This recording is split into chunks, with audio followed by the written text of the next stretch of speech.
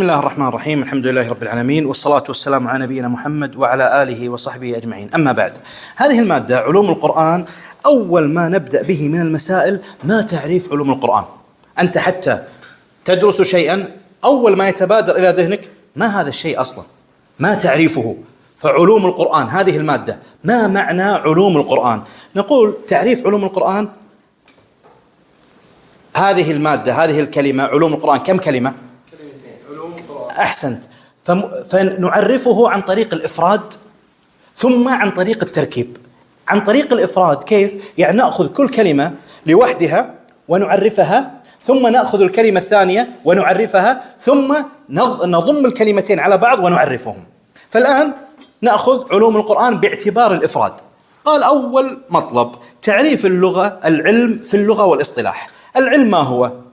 العلم هو أو علوم جمع علم. العلم ما هو؟ إدراك الشيء على ما هو عليه. تدرك الشيء على ما هو عليه. تعرف أن التوحيد هو إفراد الله بالعبادة، أن لا تعبد مع الله عز وجل أحدا. فالآن عندك أنت علم بالتوحيد، لا إله إلا الله، معناها وتفسيرها لا معبود بحق إلا الله. فيقول ما علمك بلا إله إلا الله؟ بتفسير لا إله تقول لا معبود بحق إلا الله. تدرك الشيء على ما هو عليه. طيب عكس العلم ما هو؟ الجهل. ما هو الجهل؟ عكس التعريف الأول. قلنا العلم إدراك الشيء على ما هو عليه. الجهل أحسنت، عدم الإدراك، لا تدري. أنا أقول لك ما معنى عشنق مثلا، تقول ما أدري إيش يعني عشنق، ما لها معنى. يقول ممتاز، يعني تسمح لي أنت أمن عليك أنا. الآن هو جاوب، الجواب خطأ، قال ما لها معنى، أنتم ما عندكم فسكتتم. أنتم نوع من أنواع الجهل، وهو نطق بإجابة خاطئة فيسميها أهل العلم نوع آخر من أنواع الجهل. اسمح لي بمثل عليها، ها تأذني ولا لا؟ طيب العشنق هذا في البخاري اجتمع 11 نسوة، فواحدة منهم قالت زوجي العشنق، إن أنطق أطلق وإن أسكت أعلق. هذه مسكينة، تنطق تطلق، تسكت أو تطلق، تسكت تعلق. فقالت زوجي العشنق. ما معنى العشنق؟ أنتم سكتتم، ما عندكم إدراك لهذا المعنى، هذه كلمة غريبة. فعدم الإدراك منكم يسمى جهلا. والجهل هذا ما إيش؟ جهل بسيط لا يعيبك. الذي جاوب وقال العشنق أصلا كلمة ليس لها معنى، هذا الآن ما اعترف بجهله لكن أجاب بإجابة خطأ، يسميها أهل العلم هذا جهل مركب. ما معنى الجهل المركب؟ هو إدراك الشيء على غير ما هو عليه، يعني هو جاهل ولا يدري أنه جاهل. البسيط جاهل وتعلم أنك جاهل. فعندنا الجهل ينقسم إلى قسمين: جهل بسيط، انظر هنا، ونقيضه الجهل وهو عدم الإدراك. اكتب عليه رقم 1، هذا الجهل البسيط. قال أو إدراك الشيء على غير ما هو عليه، اكتب عليها رقم 2، أو إدراك الشيء على غير ما هو عليه. هذا القسم الثاني، جاهل ولا يعلم أنه جاهل، جهل مركب.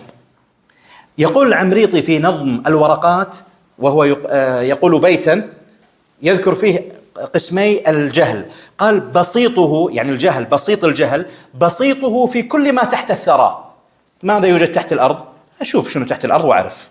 بسيطه في كل ما تحت الثرى، تركيبه في كل ما تصوره، يعني أنت عندك تصور خاطئ عن الموضوع، يكون الجهل مركب. طيب هذا إذن العلم لغة. طيب العلم اصطلاحا، معنى الاصطلاح هو اتفاق واصطلاح أهل الفن على معنى معين.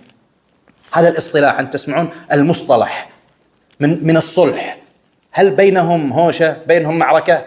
لا، هم اتفقوا، علماء هذا الفن اتفقوا على معنى لهذا المصطلح، فيكون هذا الاصطلاح. طيب العلم اصطلاحا، يعني عند أهل العلم، ما هو العلم عند العلماء؟ قال هو المسائل والمعلومات المنضبطة في جهة واحدة. هو المسائل والمعلومات حط عليها رقم واحد، المنضبطة بجهة واحدة حط عليها رقم اثنين. فإذا العلم في الاصطلاح يتركب من أمرين: معلومات ومسائل منضبطة في جهة واحدة. لكن لو كان عندنا معلومات ومسائل لكن بجهات متعددة، عندك معلومة في الطب، معلومة جغرافيا، ومعلومة بالفقه، معلومة بالعقيدة، معلومة في اللغة العربية، ومعلومة في النحو، تجمع هذه المعلومات تضع لنا في كتاب، ما يسمى هذا العلم أصلا، ليس بعلم، لأن العلم لابد أن تجمعه جهة واحدة. معلومات فقهية يجمعها الفقه، فيكون اسم العلم إيش؟ الفقه. معلومات طبية تجمعها جهة الطب، يكون العلم إيش؟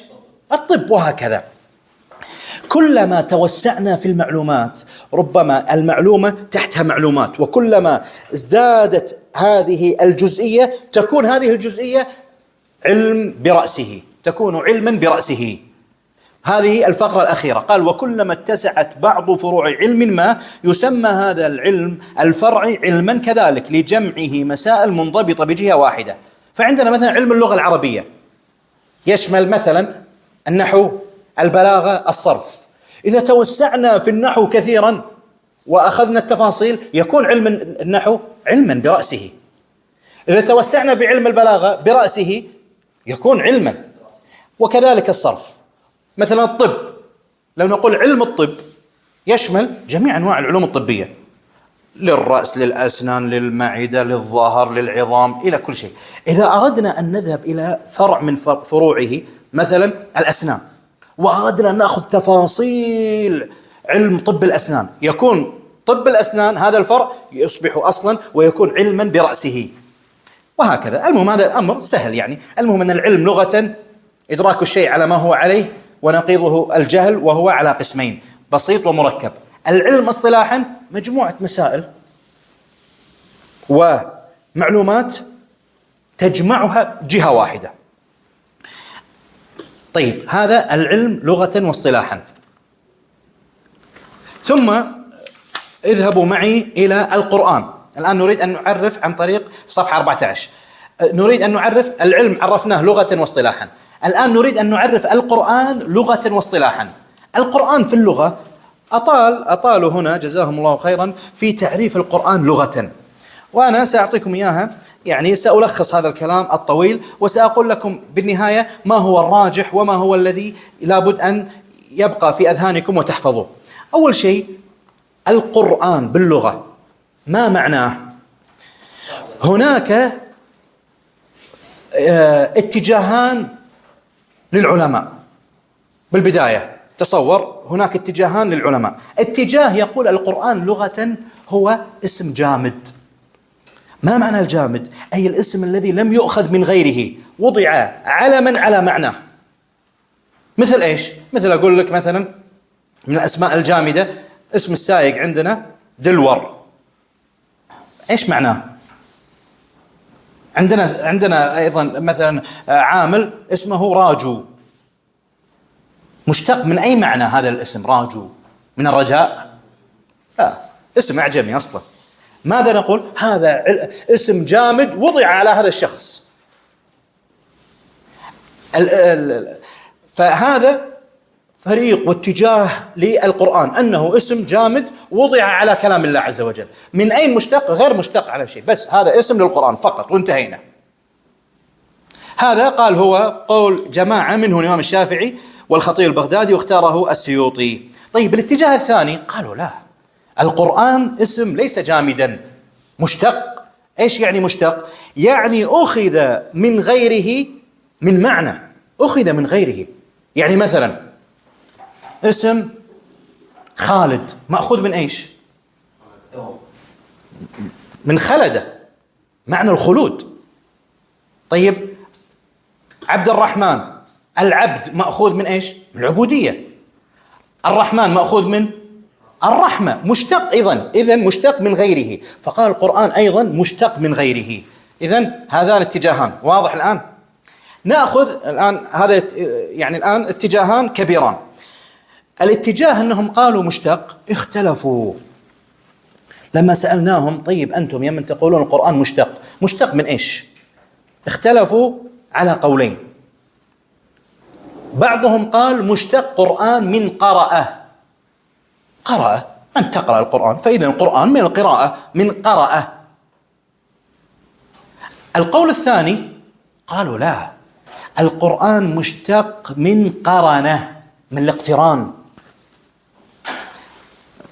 طيب رحنا حق اللي قالوا القرآن مشتق من قرأة، قلنا له ما معنى قرأة؟ ما المصدر الذي أخذتم به؟ ما معنى قرأة؟ المصدر الأول قالوا قرأ بمعنى، اختلفوا أيضا من قالوا مشتق من قرأة اختلفوا على معناها على أقوال. القول الأول قالوا قرأ من القراءة، واضح، قرأ قرآنا وقراءة، فإذا بمعنى تلا. هذا هو القول الراجح. هنا انظر صفحة 15، قال المصدر الأول من القراءة، ثم قال القائلون به، هذا قول اللحياني واختاره ابن جرير وابن عطية، وهو الراجح المشهور الذي عليه أكثر العلماء، ونسبه ابن جرير لابن عباس. هاي ضع عليها خط، هذا أريدك أن تحفظها. طيب من قرأ بمعنى تلا. طيب ما الدليل عليها؟ قالوا قوله تعالى فإن علينا عن القرآن إن علينا جمعه وقرآنه فإذا قرأناه فاتبع قرآنه. إن علينا جمعه وقرآنه، ما معنى وقرآنه؟ يعني وقراءته. الدليل قال فإذا قرأناه، فإذا هي مسألة قراءة. طيب أتى فريق آخر من العلماء قالوا لا، صحيح أن القرآن مشتق من قرأ، لكن بمعنى ليس بمعنى القراءة التلاوة، لا. قلنا لهم إذا ما المعنى؟ قالوا ما معنى القرء. إيش يعني القرء؟ قالوا الجمع. العربي يقول قرأت الماء في الحوض، أي جمعته، قرأت الشيء إلي جمعته إلي. ومنه القرية. القرية إيش؟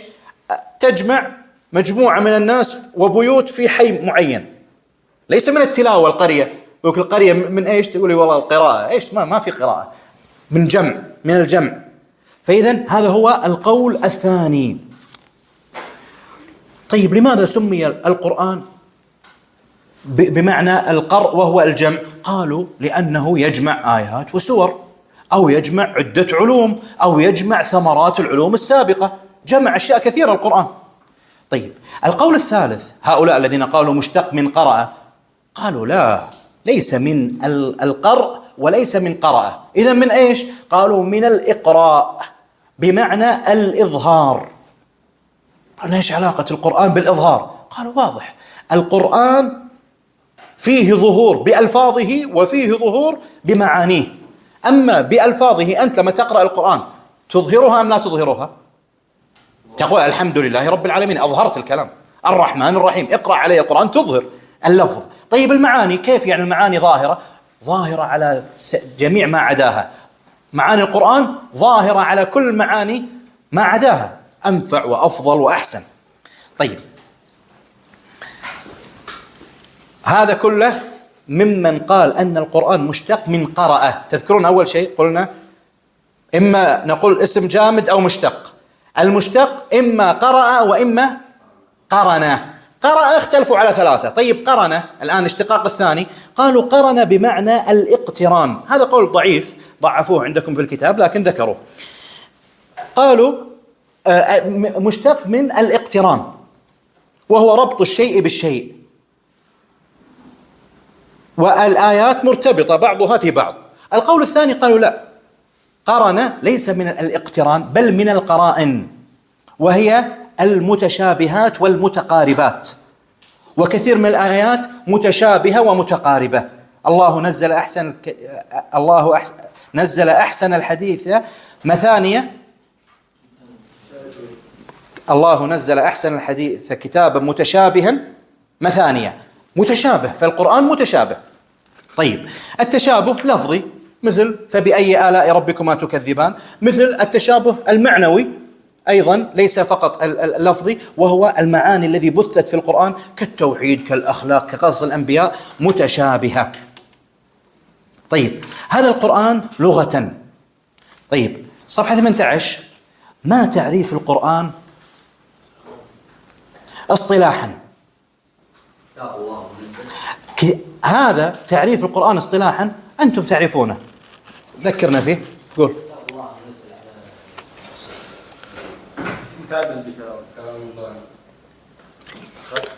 طيب القرآن أنتم تعرفونه وأخذتم تعريفه من قبل، وفيه قيود. نتكلم بما ذكر عندكم في الكتاب. انظر أول سطر، قال هو كلام الله، هذا رقم 1. المنزل على النبي صلى الله عليه وسلم رقم 2. المتعبد بتلاوته رقم 3. المنقول بالتواتر رقم 4. يعني شمل تعريف القرآن فيما اختاروه هنا في الكتاب 4 قيود، 4 أمور.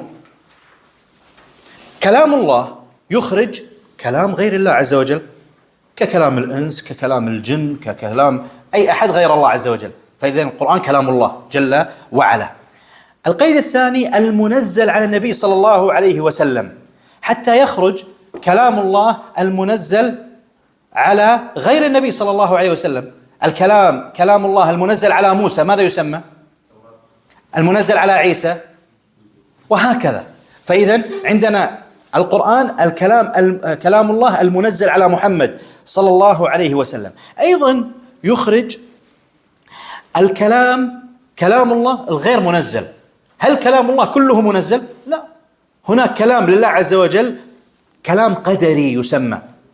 إذا أراد الله عز وجل أن يميت أحدا، أن يفعل أي شيء سبحانه وتعالى بالكون، إنما أمره إذا أراد شيئا يقول له كن فيكون. طيب لما يقول كن وما نزل على الأنبياء مثلا، هذا كلام استأثر الله عز وجل فيه، لأن كلام الله عز وجل إما شرعي وإما قدري. كلام الله نوعان.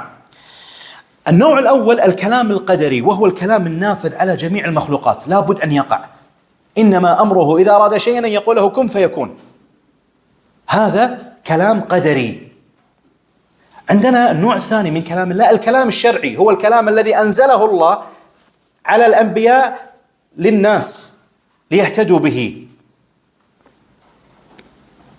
ما الفرق بين نوعي الكلام؟ نقول الفرق الأول الكلام الله عز وجل القدري غير محدود ولا يمكن حصره، كما قال الله عز وجل قل لو كان البحر مدادا لكلمات ربي لنفد البحر قبل أن تنفد كلمات ربي.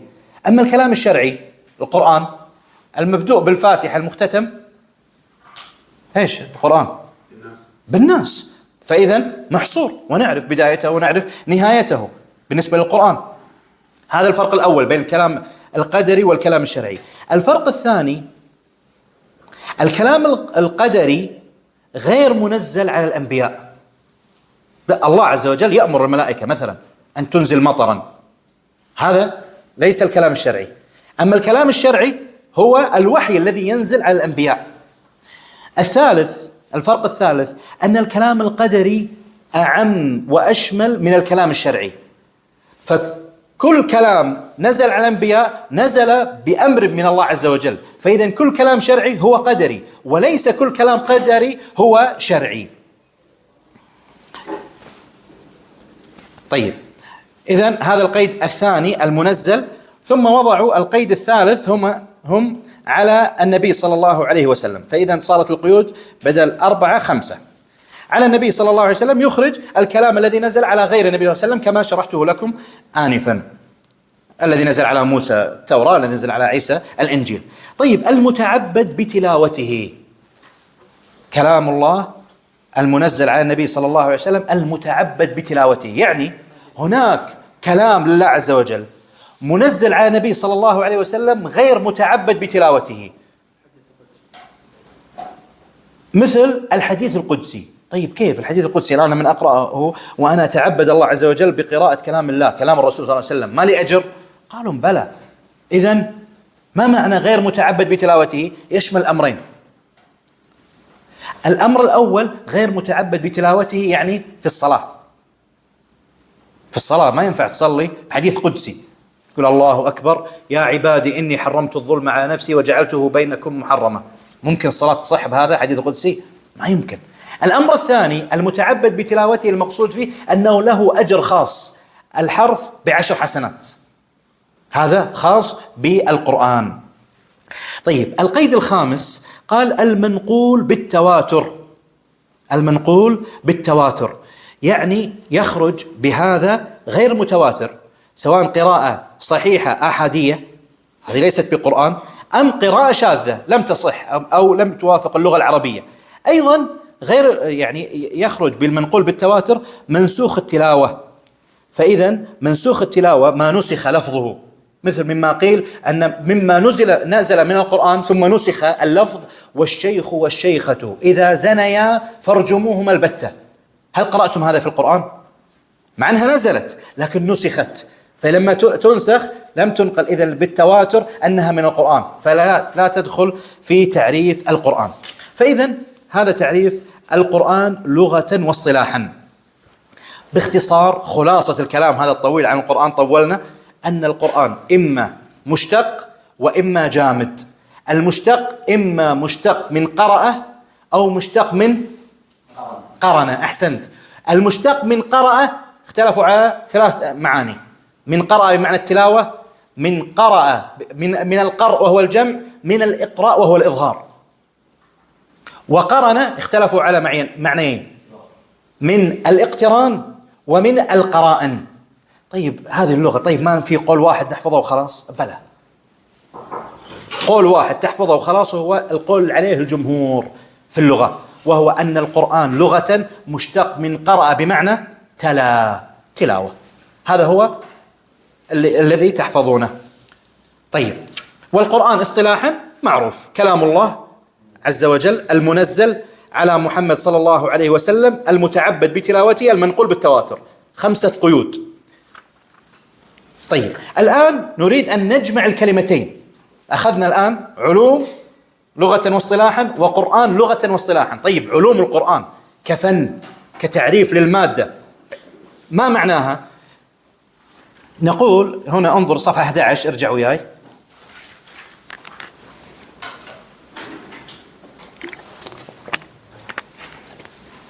قال وتعريفه أو تعريفها يعني علوم القرآن له اعتباران. الاعتبار الأول باعتبار الإضافة. إذا وضعت علوم وقرآن مع بعض، قال هي جميع المعارف والمعلومات المتعلقة والمستفادة بالقرآن من ألفاظ القرآن، فيدخل فيها التفسير والتوحيد والفقه والقصص والمواعظ والتاريخ، كل شيء. طيب هل هذه صحيح هو علوم القرآن؟ قالوا لا، هذه كمعنى إضافي. هذا الاعتبار الأول. الاعتبار الثاني في الأسفل، قال الاعتبار الثاني باعتبار المعنى اللقبي أو العلمي أو الفني، وهو يعني تعريف المصطلح عند العلماء. لما أقول لك ما معنى علوم القرآن اصطلاحا عند العلماء، ليس بمجرد التركيب، لا، ما اصطلح عليه العلماء كلقب لهذا العلم. قال تعريفه علوم القرآن هي المباحث الكلية المتعلقة بالقرآن. المباحث الكلية ضع عليها رقم 1، المتعلقة بالقرآن بكل اختصار. لو أقول لك المادة ما مادتك، تقول لي علوم القرآن. ما تعريفها عند العلماء؟ تقول المباحث كلية تتعلق بالقرآن، مباحث تتعلق بالقرآن. طيب،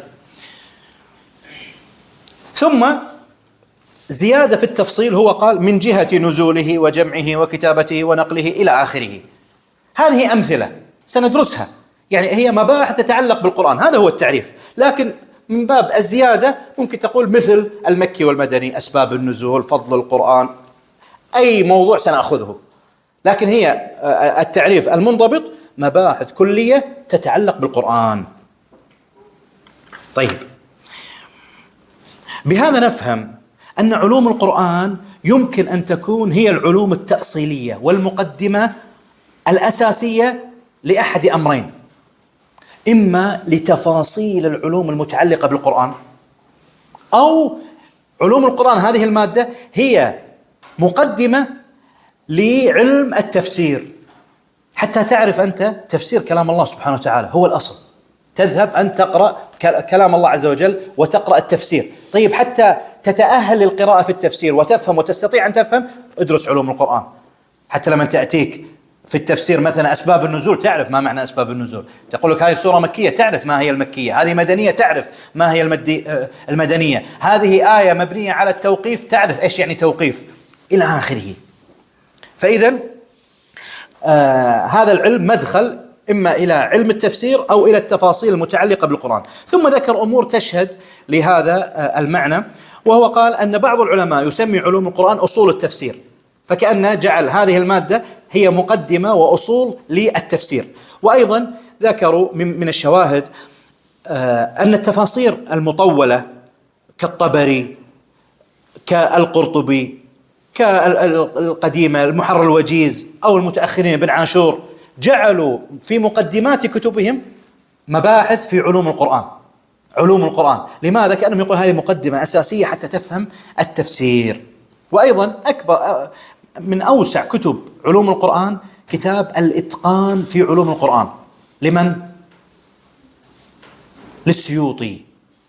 هذا الكتاب للسيوطي ذكر قريبا من 80 نوع للتفسير، هذا جعله مقدمة لتفسيره التفسير الكبير الذي سماه مجمع البحرين ومطلع البدرين الجامع لتحرير الرواية وتقرير الدراية. طيب، فإذا علوم القرآن اصطلاحا هي مباحث كلية تتعلق بالقرآن.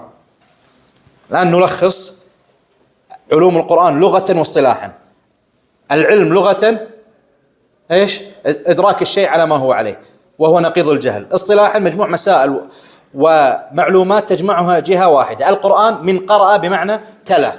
واصطلاحا كلام الله المنزل على محمد صلى الله عليه وسلم المتعبد بتلاوته المنقول بالتواتر. علوم القرآن مباحث تتعلق بالقرآن. هذه خلاصة الكلام كله. طيب، آخر مسألة نأخذها اليوم صفحة 21 افتح.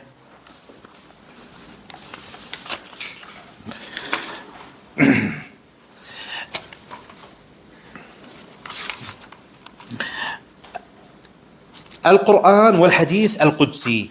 القرآن والحديث القدسي. طيب، الحديث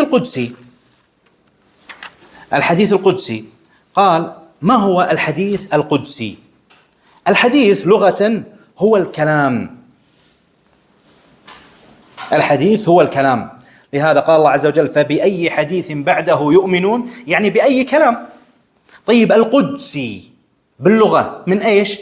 من القدس، وهو الطهر، شيء المطهر. مثل ما نقول الآن كان كلمة نابية نقول ايش؟ محشوم، يكرم السامع، هذا هو المقدس المطهر.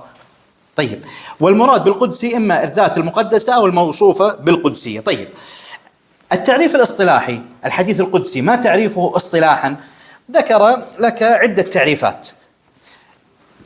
التعريف الأول: كلام الله عز وجل المنزل على النبي صلى الله عليه وسلم غير المتعبد بتلاوته.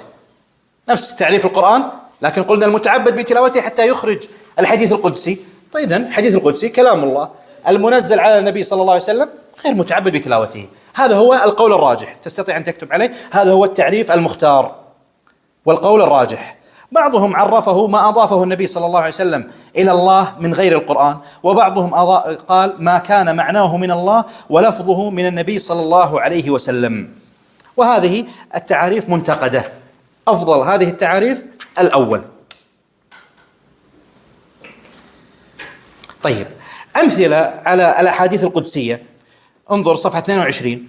قال: عن أبي هريرة رضي الله عنه في البخاري ومسلم قال رسول الله صلى الله عليه وسلم: قال الله تعالى: أعددت لعبادي الصالحين ما لا عين رأت ولا أذن سمعت ولا خطر على قلب بشر. هذا الله عز وجل يقول، ينقله عنه النبي صلى الله عليه وسلم. ثم قال النبي عليه الصلاة والسلام تأكيدا لهذا الكلام من الله: اقرأوا إن شئتم فلا تعلم نفس ما أخفي لهم من قرة أعين جزاء بما كانوا يعملون. فالله عز وجل أنزل على النبي صلى الله عليه وسلم كلاما غير متعبد بتلاوته في الصلاة: أن أعددت لعبادي الصالحين. الصالحين الذين يطلبون العلم كما تفعلون إن شاء الله أنتم بنية صالحة. الصالحين الذين يغضون أبصارهم ويحفظون فروجهم ويخشعون في صلاتهم ويحتسبون كل ما يفعلون لإرضاء الله عز وجل. هؤلاء الصالحين في أنفسهم المصلحين لغيرهم، ماذا أعد الله عز وجل لهم؟ ما لا عين رأت، شيء ما شفته بعينك، ولا أذن سمعت، ولم حتى بالخيال. أقول لك اقعد أنت الحين وتخيل ماذا ستريد في الجنة، تخيل هذا، اسرح في خيالك، كل ما في يأتيك الجنة أفضل منه، لأن ما يخطر على بالك أصلا. نسأل الله عز وجل من فضله. قولوا آمين. طيب، الحديث الثاني من الأحاديث القدسية عن أبي ذر رضي الله عنه، وهذا تعرفونه، عن النبي صلى الله عليه وسلم فيما يرويه عن ربه: يا عبادي إني حرمت الظلم على نفسي وجعلته بينكم محرما فلا تظالموا. المهم كل ما قال عنه النبي صلى الله عليه وسلم قال الله تعالى من غير القرآن، غير متعبد بتلاوته. هذا حديث قدسي. طيب، ما صيغ الرواية في كتب السنة للأحاديث القدسية؟ ذكر لك ثلاثة أنواع للصيغ. الصيغة الأولى أن يقول الراوي الصحابي قال رسول الله صلى الله عليه وسلم قال الله تعالى، مثل ما مر معنا بحديث أعددت لعبادي الصالحين. الصيغة الثانية أن يقول الراوي قال رسول الله صلى الله عليه وسلم فيما يرويه عن ربه، مثل حديث أبي ذر المتقدم.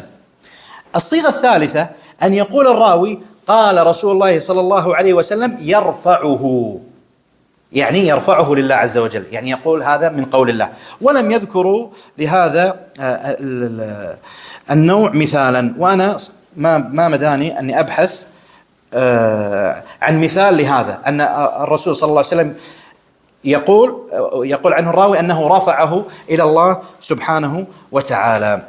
بهذا يكون الحديث القدسي الحديث لغة الكلام القدسي من القدس وهو الطهر، هذا لغة. اصطلاحا هو كلام الله. الحديث القدسي هو كلام الله. قولوه أنتم، بس كلام الله. إذن هذا القرآن كلام الله المنزل على محمد صلى الله عليه وسلم، ايش؟ غير المتعبد بتلاوته. أسأل الله عز وجل لي ولكم العلم النافع والعمل الصالح.